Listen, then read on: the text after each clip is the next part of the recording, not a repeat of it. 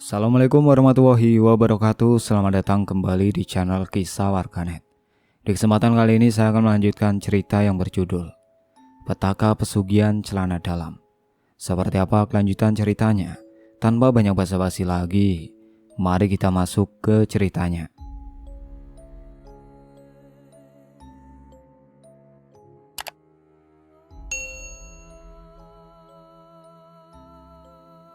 Tapi apa ini caranya aman kek?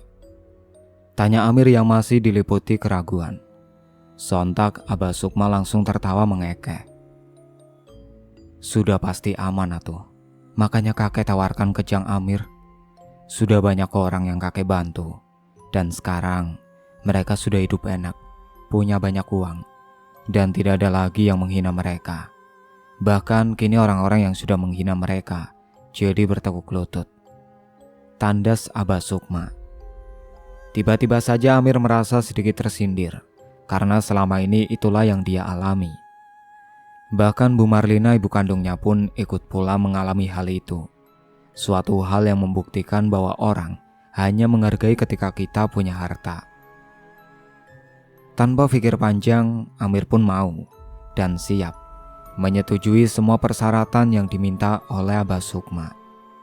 Rupanya Abah Sukma hanya menawarkannya untuk melakukan pesugihan celana dalam sebagai penglaris dalam usaha Amir. Awalnya, Amir menolak karena takut ada tumbal yang harus diminta di kemudian hari. Namun Abah Sukma mencoba meyakinkan kalau pesugihan celana dalam ini sama sekali tidak meminta tumbal. Semua ritual ini biar kakek yang melakukan. Kamu hanya tahu beres dan tinggal mengikuti apa yang harus dilakukan ketika menjalankannya. Rayu Abah Sukma. Baik kek, saya ikut aja. Tapi masalahnya saya baru saja dapat musibah. Gerobak jualan saya tadi hilang dicuri orang saat saya sedang sholat maghrib di masjid. Saya juga bingung bagaimana saya bisa mulai jualan lagi, kata Amir sambil menunduk. Di luar dugaan, Abah Sukma malah tertawa. Gampang soal itu mah, Jang Amir. Biar kakek pinjamkan dulu uang buat kamu beli gerobak dan keperluan jualan lainnya. Kamu boleh bayarnya nanti bila kamu sudah berhasil jadi orang kaya. Gimana? Mau nggak? Tawar Abah Sukma dengan pandangan yang menurut Amir tidak biasa. Sebuah pandangan yang penuh arti dan hanya Abah Sukma yang tahu apa maksud dibalik pandangannya itu. Boleh, kalau itu tidak merepotkan kakek, jawab Amir sumringah. Tunggu sebentar ya Jang. Lalu Abah Sukma pun masuk ke dalam kamarnya. Dalam hatinya Amir sungguh tidak percaya dengan apa yang saat ini dia alami.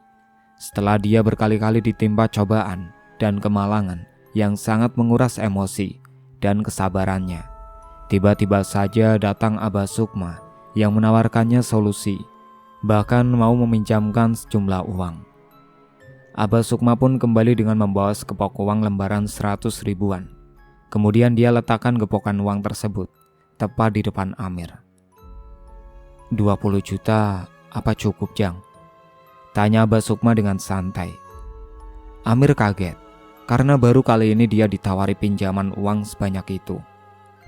Hah? 20 juta? Aduh, itu kebanyakan atuh kek. Jangan, saya nanti takut tidak bisa bayar. 5 juta juga cukup.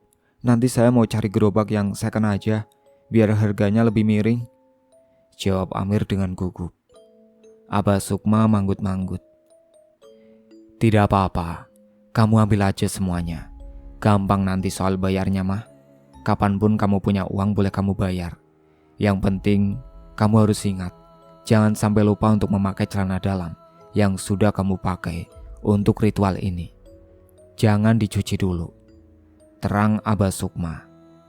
Amir manggut-manggut tanda faham maksud Abah Sukma.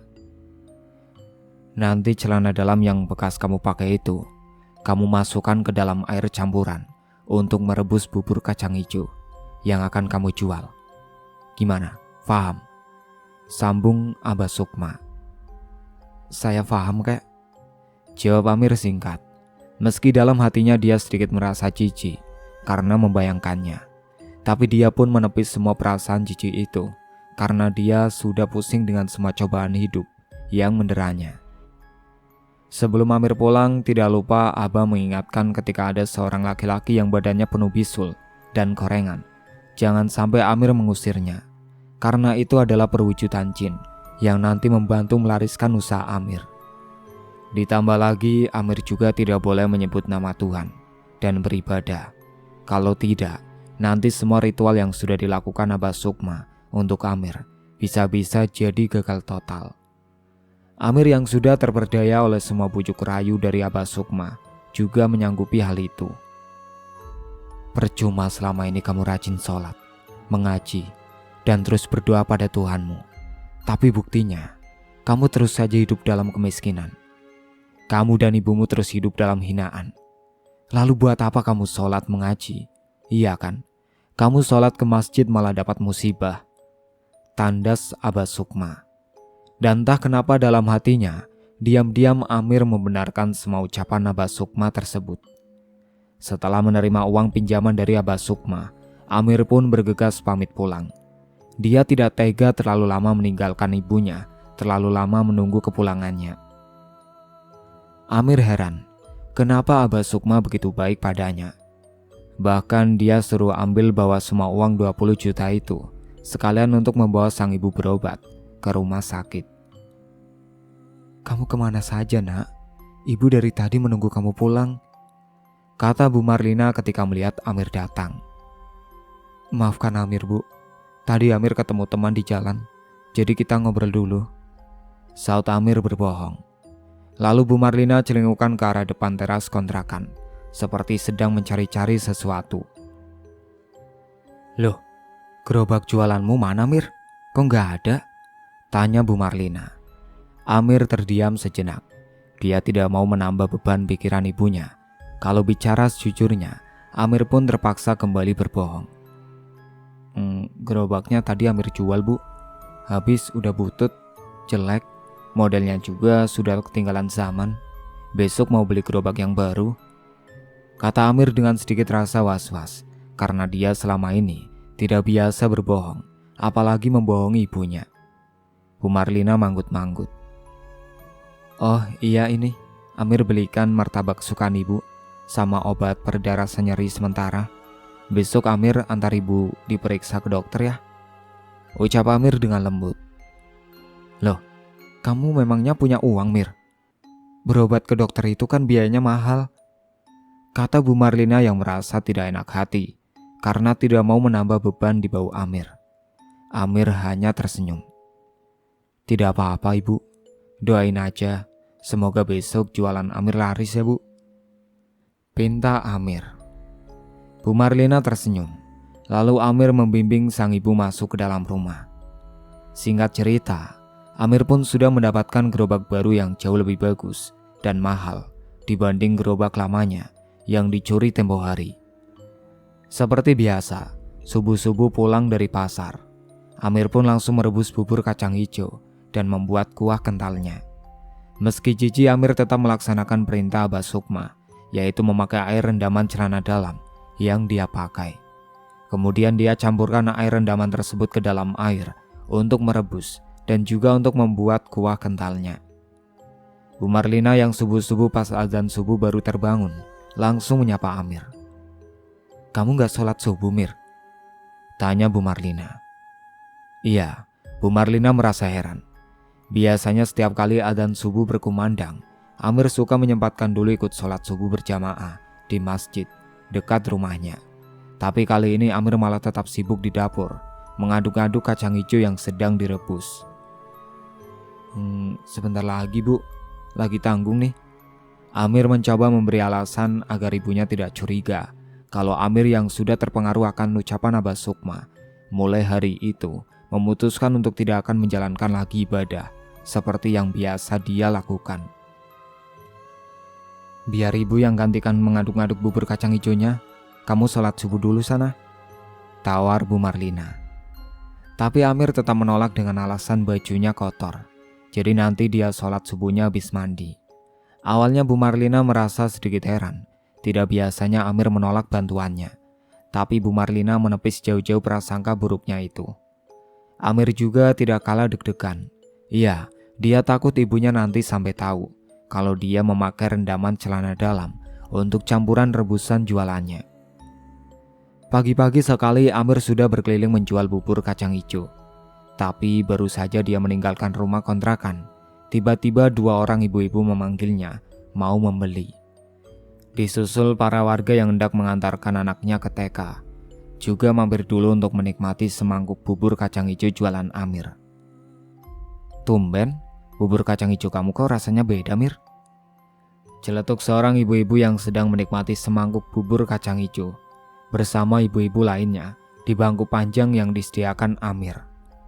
Amir kaget, tiba-tiba saja dia khawatir kalau ibu itu bilang rasanya aneh atau bahkan tidak enak. Memangnya rasanya kenapa, Bu? Tidak enak ya?" tanya Amir sambil deg-degan menunggu jawaban ibu itu. "Ih, siapa bilang gak enak? Justru ibu mau bilang ini rasanya enak banget yang Amir. Lebih enak dibanding bubur kacang hijau langganan ibu." Puji ibu tersebut seraya mengacungkan jempolnya ke arah Amir. Amir pun lega, sampai akhirnya ibu itu pun minta dibungkus untuk dibawa pulang sebanyak 5 bungkus. Hal itu juga diikuti oleh warga lain yang sudah menikmati bubur kacang hijau jualan Amir. Amir antara kaget dan tidak percaya dengan apa yang dialaminya, karena baru kali ini dagangannya laris dalam waktu singkat. Dengan hati penuh kegembiraan, Amir pun segera pulang. Dia tidak sabar untuk membagi kabar gembira ini dengan sang ibu. Bu Marlina ikut bersyukur dengan keberuntungan yang didapat Amir. Hal itu pun berlangsung terus selama berbulan-bulan, sehingga Amir kini tidak perlu bersusah payah untuk berdagang sampai malam. Tapi dagangannya masih banyak yang tersisa seperti dulu. Sedikit demi sedikit Amir pun jadi bisa menyisihkan sebagian keuntungannya untuk menyewa sebuah ruko, karena dia sudah capek kalau harus jualan secara keliling. Apalagi sekarang para pelanggannya juga sudah makin banyak. Bahkan mereka rela antri lama demi mendapatkan semangkuk bubur kacang hijau buatan Amir. Bahkan Amir kini sudah punya beberapa orang karyawan untuk membantunya akibat banyaknya pembeli yang datang. Amir pun sudah bisa melunasi uang 20 juta yang dulu dipinjamkan oleh Abah Sukma. Abah Sukma itu senang dan minta Amir agar tetap menjalankan semua ritual yang pernah dia suruh. Bila Amir sampai melanggar nanti akibatnya akan fatal. Amir manggut-manggut tanda paham maksud ucapan Abah Sukma. Amir juga sudah tidak lagi tinggal di sebuah kontrakan kecil dan sempit seperti sebelumnya. Hanya dalam waktu kurang dari setahun Amir sudah bisa membelikan sang ibu sebuah rumah yang bagus.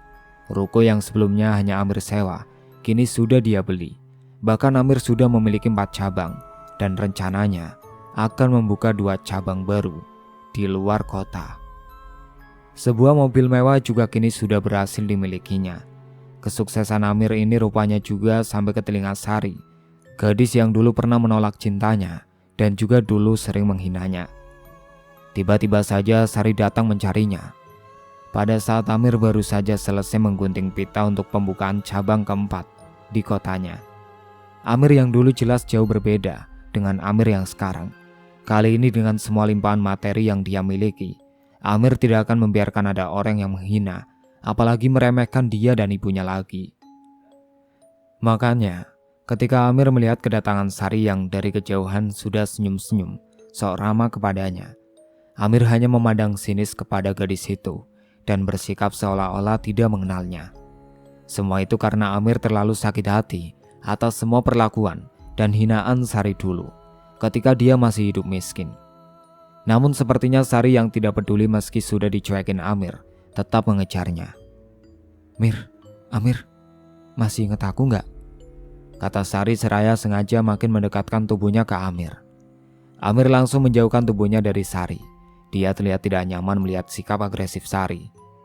Amir akui, dulu dia memang sangat tergila-gila pada Sari. Bahkan sempat berniat rela melakukan apa saja asal gadis itu mau menjadi kekasihnya. Tetapi Sari menolak mentah-mentah cintanya. Bahkan hanya menolak cintanya, Sari juga waktu itu malah menghinanya sebagai laki-laki tidak tahu diri. "Hei Amir, Kamu itu harusnya ngaca dong. Kamu siapa? Aku siapa? Aku ini cantik. Keluargaku juga terpandang. Wajar banyak laki-laki tergila-gila padaku. Laki-laki yang kaya aja banyak yang aku tolak. Apalagi laki-laki miskin dan kere kayak kamu. Jangan ketinggian deh mimpinya. Bisa memiliki aku, kata Sari waktu itu. Dan kata-kata itulah yang selalu diingat Amir. Semua penghinaan itu juga selalu terngiang-ngiang di telinga sampai sekarang. Hal itulah yang membuatnya sempat minder untuk mendekati lawan jenis. Tapi sekarang keadaannya berbanding terbalik dengan semua kenyataan yang dulu pernah dialaminya. Kini Amir sudah kaya, mapan, dan sukses sebagai juragan bubur kacang hijau. Sekarang para gadis rebutan mencoba mendekatinya karena ingin menjadi pendamping hidupnya.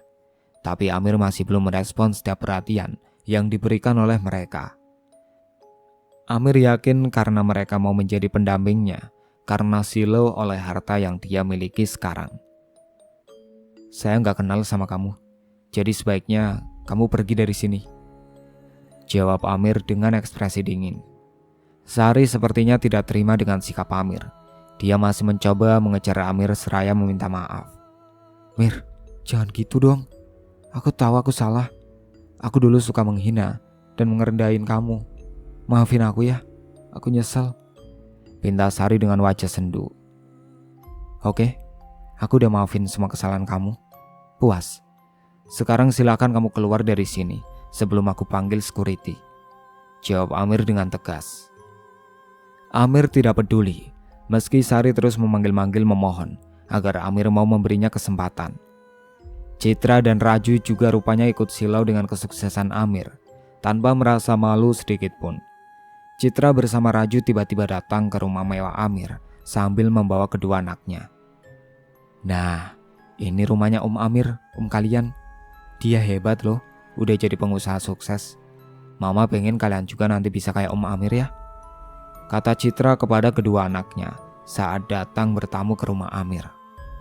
Pembantu Amir yang bernama Cucu membukakan pintu. Sempat dibentak oleh Citra karena Cek Cucu sempat menanyakan dia siapa.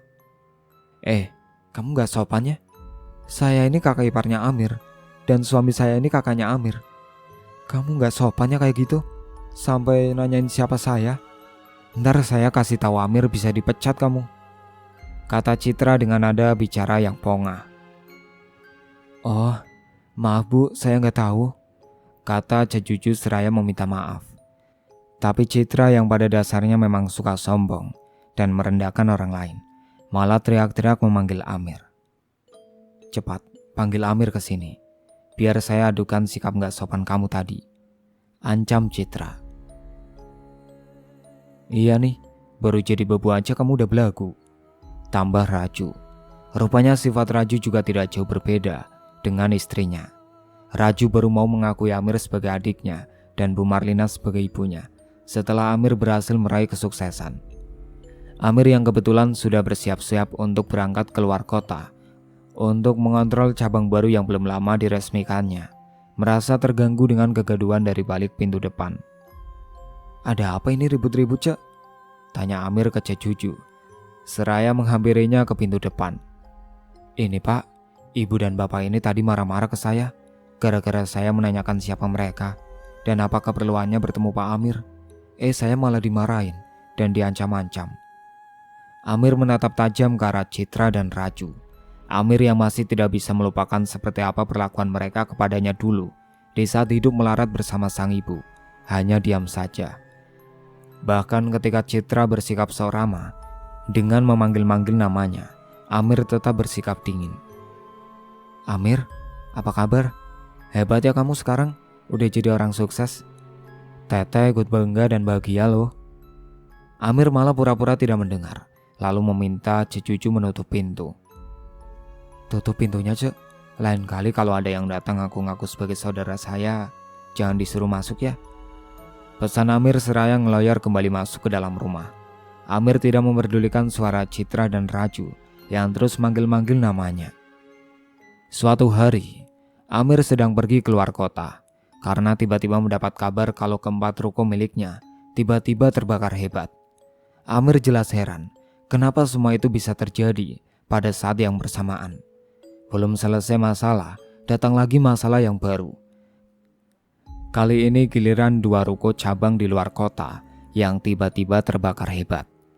Akibatnya Amir pun jadi menderita kerugian miliaran. Karena ke-6 ruko itu dia beli, bukan disewa. Hati Amir juga sangat terpukul ketika mendapat kabar kalau ibunya tiba-tiba saja kena serangan jantung, lalu meninggal. Padahal sebelum Amir tinggal keluar kota, kondisi Bu Marlina sehat-sehat saja. Namun para pemandi jenazah di belakang Amir membicarakan keganjilan kondisi jenazah Bu Marlina yang membiru dan kedua matanya membelalak seperti ketakutan habis melihat sesuatu. Pasti ada yang tidak beres ini, keluh Amir. Amir lalu pergi ke tempat Abah Sukma.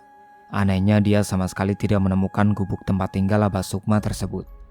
Padahal Amir yang sebelumnya sudah 2 kali datang ke sana masih hafal di mana posisi gubuk Abah Sukma itu berada. Amir sudah memanggil-manggil Abah Sukma hingga suaranya serak. Namun yang dia cari tidak juga ketemu. Amir pun memutuskan pulang kembali ke rumahnya. Tiba di rumah, Amir malah kaget ketika mendapati warga sudah berkerumunan di depan rumah mewahnya. Warga bilang rumah Amir juga kebakaran. Namun anehnya, meski kebakarannya begitu hebat, namun api sama sekali tidak menyambar ke rumah warga yang berdempetan dengan rumah Amir. Keganjilan ini juga bisa dirasakan oleh Amir. Iya, Amir tidak tahu kalau penyebab musibah yang menimpanya itu gara-gara salah seorang karyawan ruko cabang bubur kacang hijaunya.